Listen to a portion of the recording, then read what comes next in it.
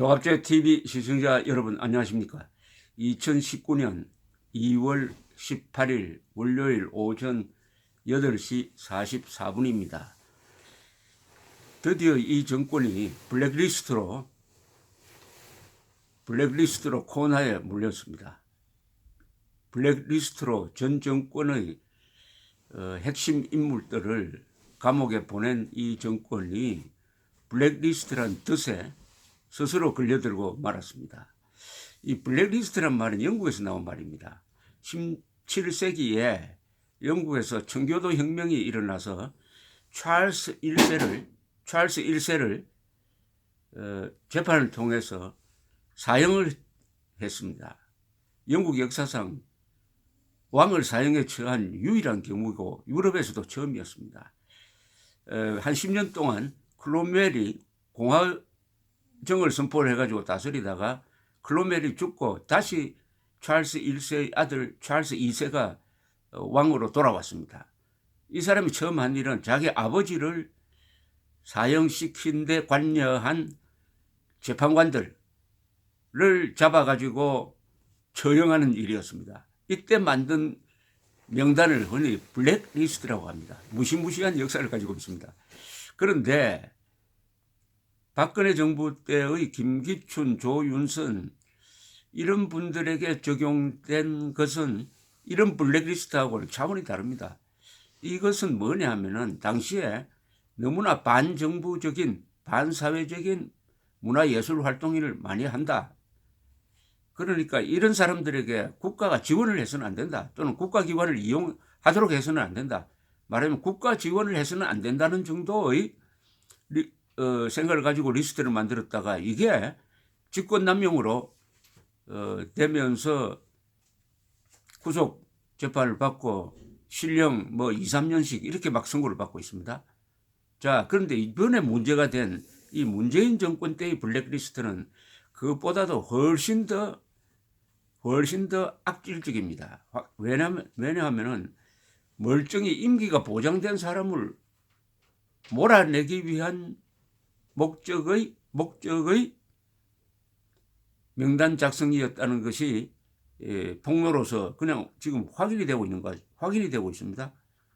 작년 말에 청와대 특감반 소속이었던 김태우 전 수사관이 폭로를 하기를 환경부 산하 공공기관 임원들의 사표 제출 현황이라는 문건을 공개를 했습니다.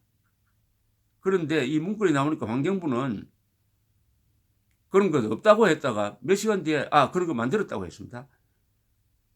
그러나 산하기관 임원 사퇴 동향 등이 장 차관님에게는 보고되지 않았다고 했어요. 거기서 이제 좀 도마뱀 꼬리 자르듯이 책임 한계를 자르려고 했다가 한국당이 고발을 했습니다. 고발을 해가지고 지금 수사를 하고 있는데 수사에서 이게 사실로 드러났다는 겁니다. 오늘 언론 보도에 따르면은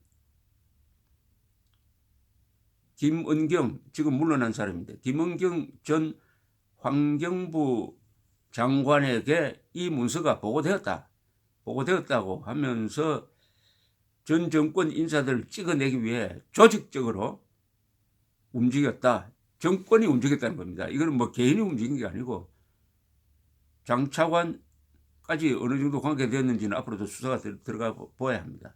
서울 동부지검 형사 5부 부장 주진우 이 팀이 지금 환경부를 압수수색을 했는데 감사관실의 컴퓨터에서 바로 장관 전용 폴더를 발견했더니 그 폴더 안에 산하기관 임원 조치 사항이라는 항목이 들어 있었다.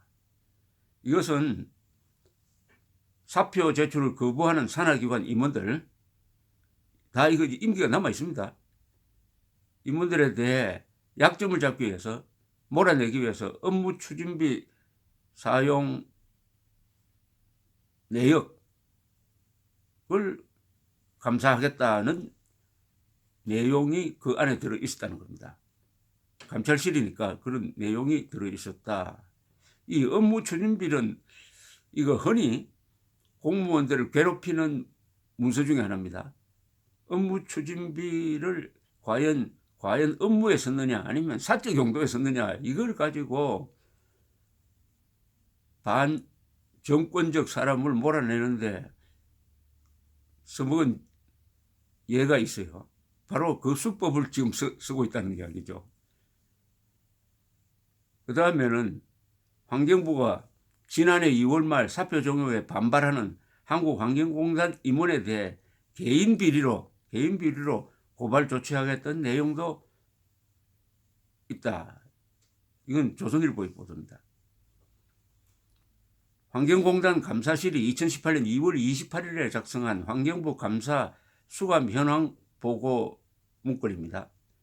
거기 보면은 환경부가 환경공단 임원들의 업무 추진비 등을 감사한 이유와 특이사항을 정리한 것인데 문건에 따르면은 2월 22일 시작된 임원에 대한 감사는 기간이 무기한으로 적혀 있고 감사 대상자의 대응 수준에 따라 고발 조치 등 적절한 조치 예정이라고 적혀 있었답니다. 이게 뭐냐면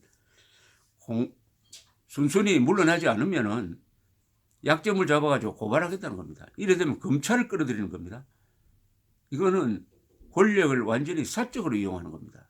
이거 직권남용에 딱 걸리게 되어 있습니다. 그러니까 이게 몇 사람 또 감옥에 가게 생겼어요.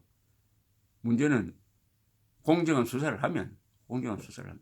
그런데 김의겸 대변인입니까? 청와대 쪽 대변인이 이런 사태가 났을 때 이런 이야기 했던 기억이 생생합니다. 문재인 정권은 사찰의 DNA가 없다. 그런 DNA 자체가 없답니다. 이거는 사찰 아닙니까? 이건 사찰보다 훨씬 심한 겁니다. 사찰은 그냥 동향 파악인데 이것은 블랙리스트, 그러니까 직권남용에 의해서 멀쩡하게 임기가 남아있는 사람을 정권이 바뀌었다 해가지고 약점 잡아가지고 몰아내겠다는. 그런데 이게 환경부에만 있었겠습니까? 김태우 전 수사관의 폭로에 의하면은 300몇 군데의 산하단체에 대한 동향 파악이 있었다고 하니까 광범위한 정권적 차원에서 일어났다고 한다면은 이것은 청와대, 지금 문재인 대통령이 책임져야 합니다. 지금 재판을 받고 있는 이른바 박근혜 시절의 블랙리스트와는 규모나 질이 전혀 다릅니다.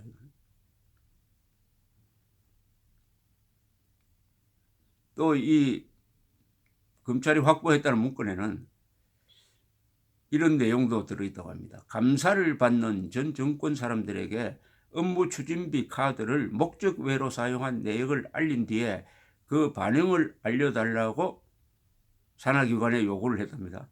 당신 이런 약점이 있으니까 그만둘 거냐 말 거냐 반응을 좀 보고를 하라는. 여기에 대해서 검사장 출신 변호사는 업무 추진비 사용 내역을 문제 삼는 건 특정인을 겨냥한 수사나 감사에서 가장 흔히 나타나는 수법이라면서 환경부도 이런 방식으로 특정 인사들에게 겁을 주고 듣지 않으면은 수사기관에 고발하겠다는 방침을 정했다는 것을 짐작할 수 있는 문건이다. 박근혜 정부 시절에 이른바 블랙리스트는 이렇게 하지는 않았습니다. 그때는 국가가 지원하지 않겠다는 거예요. 뭐 그런 문화 예술 활동을 못하도록 막겠다는 것도 아니고 잡아넣겠다는 건 아닌데 이거는 말 안 들으면은 고의 물러나지 않으면은 약점 잡아가지고 잡아넣겠다, 검찰에 고발하겠다는 일종의 협박을 하라는 문서 아니겠습니까? 이렇게 되면 과연 견딜 수 있는 사람이 있을까요?